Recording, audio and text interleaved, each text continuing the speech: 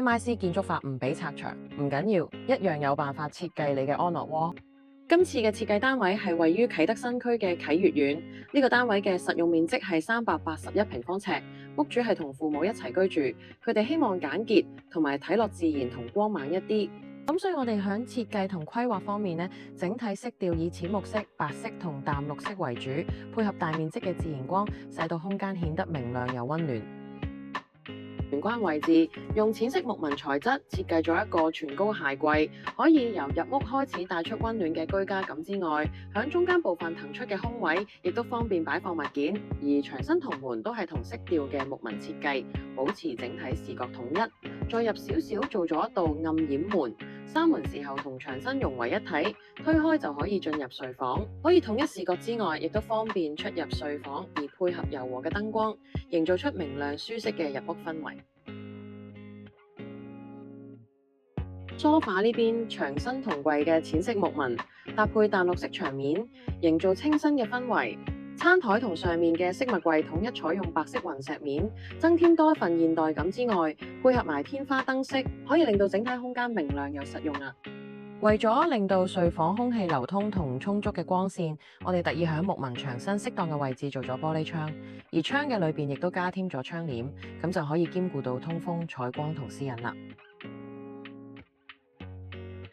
大廳以現代簡潔嘅木系元素為主，設計清新自然，營造出溫馨舒適嘅氛圍。牆身同儲物櫃用咗淺色木紋材質，帶出自然嘅質感。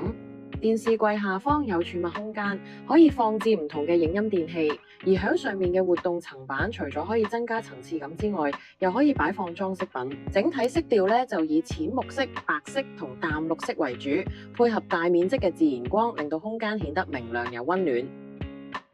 去到女房，除咗沿用木紋為主色調，櫃門則採用咗白色皮紋材質，使空間顯得明亮之餘，配合埋書台卡其色皮質紋理，亦可顯得更加貴氣。部分位置用嘅弧形木板設計，下面有層板放置書本同埋裝飾物品等，簡單又有層次。牆身適當嘅玻璃窗可做到採光充足、空氣流通，加上窗簾又能夠提供私隱。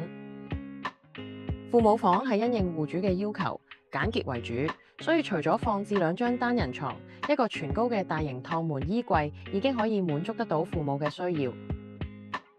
廚房設計依然以簡約為主，採用白色同灰色嘅色調，整體感覺乾淨利落。台面同牆身則用咗白色雲石紋，連貫翻大廳嘅雲石紋，做到首尾呼應嘅效果。而吊櫃白色、地櫃深灰色色調嘅櫥櫃，響視覺上做到層次分明，整體感覺乾淨利落。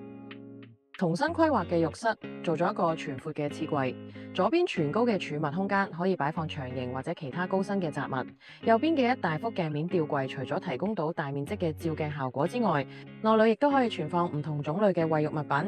而浴室係採用咗同櫥櫃一樣嘅物料，可以統一到廚廁嘅視覺。好啦，今次嘅設計分享去到呢度啦，我哋仲有好多唔同風格同空間規劃嘅作品，咁大家可以去我哋 Facebook 同 YouTube 睇下㗎，多謝。